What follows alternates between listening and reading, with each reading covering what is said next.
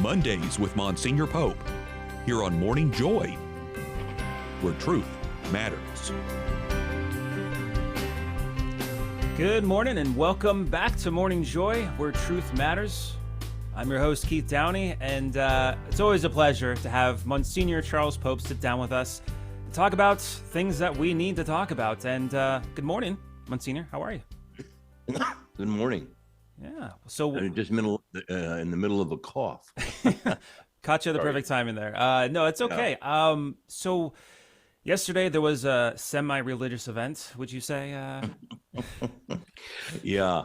It really is. It's amazing, it's how people just, really get excited about it. And I would say that, it's interesting to me that it's about a bag full of air going up and down a field. Let's be honest. And yet we spend billions and billions of dollars, and people spend 4, 5, 6 hours, watching that thing, not just on Super Bowl Sunday, but many people on typical Sundays. Now, if the mass goes more than 45 minutes, these same people could be bent out of shape. And if the homily goes into overtime, like the game last night, people are not happy. Right. Now, I don't mean to sound too negative. I mean, I think there's actually a lot of things, a lot of interesting parallels that we can learn. I mean, I wrote a blog post and put it up last night on my blog at it's blog.adw.org is where you could find that. But I'll just take a look here for a minute at the just kind of look at something about the Super Bowl, and maybe look at some of the things that go on in the church too, and see, kind of compare and contrast. Maybe, does that make sense? Yeah. Absolutely. Right. There's two big game days, I guess you would call them. Go for it. All right.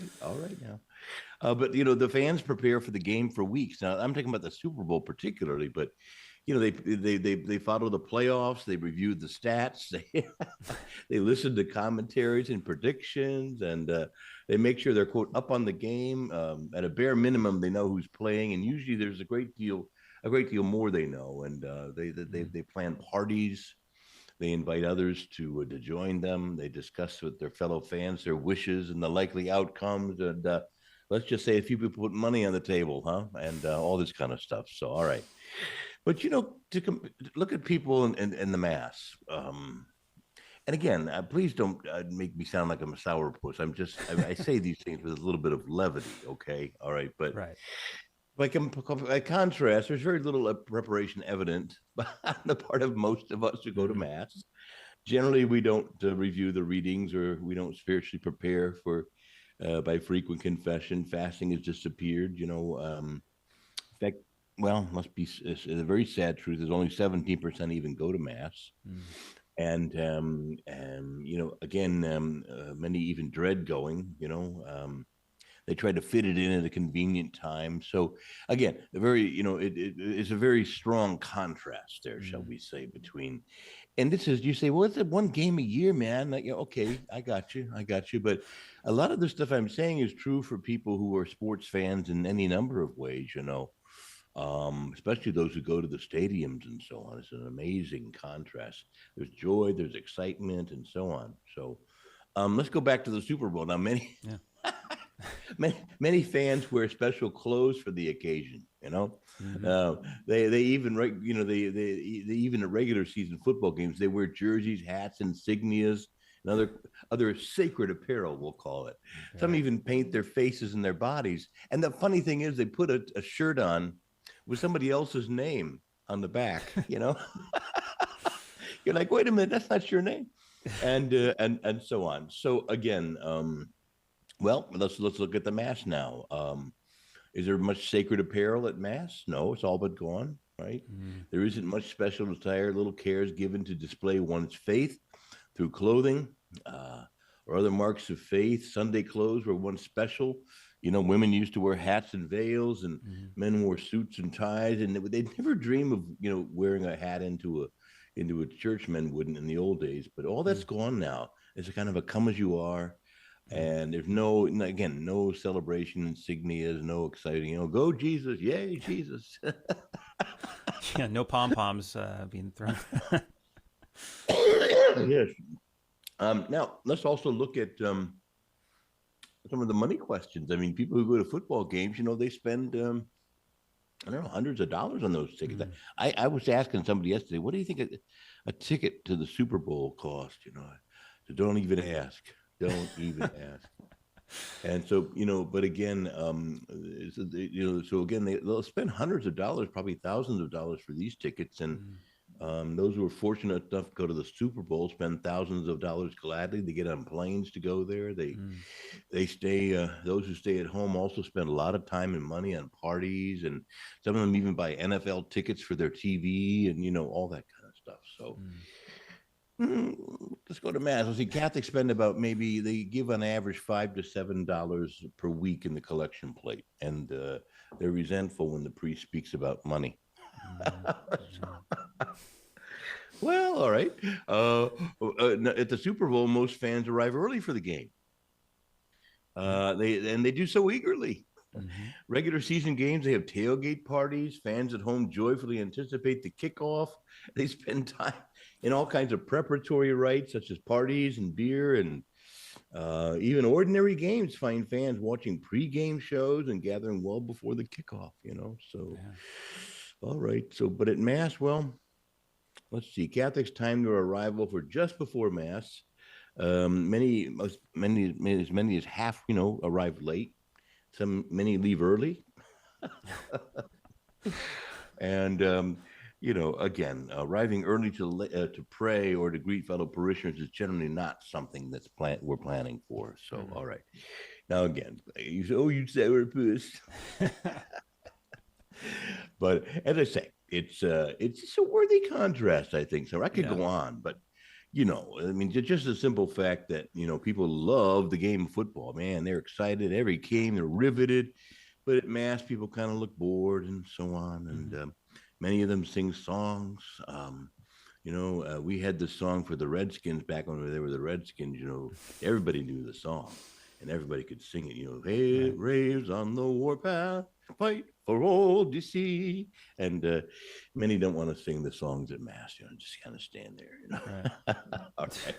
Well, all right. But listen, I think what I want to just say is for all of us, it's not just about football, is it, Keith? It's other things like politics. People are very passionate. They they're very passionate about their politics, and they sort of tuck their faith under it, and so I just think it's sometimes funny to have a good look and say, I asked somebody once, why do most Catholics look like they just sucked a lemon, when they go to Mass? Well, Father, we're trying to be reverent. That's, and we're not that type of people. And I said, well, that's not the way people are at a bar or a soccer game or, Anyway, my only point is choose, what do we choose to spend all this time on and get excited about, and what we choose not to be. And I think that just shows all of us that there's something, something to just think about just before Lent here. Yeah, no, I think that's incredibly insightful because I reading your article, even though I'm not really much of a sports guy, there was a lot of things I'm like, yeah, okay, I definitely need to look at preparing for Mass way more than I do today. And it's not because I watch, football. It's just because I'm a procrastinator by association. So it's one of those things that thank you for sharing that, even if it's tongue in cheek. I love tongue in cheek, and I think a lot of people that resonates with people. It's just it's very helpful. I guess do you think it's possible to cultivate that same level of enthusiasm for the Mass that people display for like their favorite teams or football in general or sports? Well, in a way, and again, remember I said I did some of this tongue in cheek because many of the things at a football game are not appropriate behavior at Mass. Right. By the way, though, I had an interesting thing. I was watching a video of a Mass in Africa, and I don't know how widespread this practice is, but at the elevation, people applauded. At the elevation of the host at the consecration, I don't know what to make of that. That doesn't strike me as appropriate. But on the other hand, isn't that there's something interesting there. There is. Yeah. Is it possible? I don't know. It's so deep culturally and so on. But I think because, I think maybe at Mass, Keith, we exhibit things. For example, maybe instead of, screaming and hollering and wearing, the colors, but the people were intense, that they loved Mass, that they spoke of it often, that they were clearly in love with God and the Lord, and enthusiastic and joyful would be a more widespread goal. You said, is it possible? Well, I can say it's possible for some, and this is one of those. Is the road narrow or is it wide? Well, this is the narrow road. But it really does show, it gives us a lot of insight about what we are excited about and what we're not excited about. And just go to the Lord, get on your knees and say, Lord, help me, because I do get much more enthusiastic about a lot of things than I do about you or the Mass. But, I'm going to tell you one of the final thought. I mean, I don't know the time frame here, but I think part of it comes back to priests like me. Why aren't people, as just excited and enthusiastic? Well, a lot of times they don't get that from the altar or the pulpit either. And we priests, people don't expect much from Mass. And why not? Well, because people like me don't tell them to expect much. People put more faith in Tylenol than they do the Eucharist. I mean, they expect, when they take Tylenol, they expect something to happen. The pain's going to go away. The swelling will go down. But they expect that with the Eucharist. And if they don't expect it, why? Well, part of it is because people like me don't tell them to. Catechists don't tell them to. Parents don't tell their children to expect much. It's just kind of a routine. And so, I don't know, at some level, I think there's a lot of really important questions that are serious, but don't become overly obsessed about them, is my point. I try to keep this in some perspective. It's a human problem, and it should be something that we should have a good laugh about, as well as be serious and sober about. Yeah, I mean, there was a video I saw the other day about, what it looks like outside exteriorly when, the consecration is happening, and like showing a couple people just being reverent. And then it shows interiorly, and they're like cheering. They're like, very happy and exuberant. And I think that's kind of a good way to go about it. Have it interior, cheering enthusiasm. But thank you so much, Monsignor Charles Pope. Always a pleasure to have you on. We can find you at A Life Lived Joyfully, weekdays at 4 p.m. on the Guadalupe Radio Network. But hey, this is the end of our first hour, but stay tuned, stick around with us. We had a whole another set of time and guests, and oh my goodness, there's so much. So stay tuned. We'll see you more. And you can catch us on YouTube, obviously, and Rumble. We'll see you after this break. This has been Morning Joy, where truth matters, hosted by Keith Downey. Take some joy with you today. Visit grnonline.com/joy to listen again, share a segment, or answer the question of the day. That's grnonline.com/joy.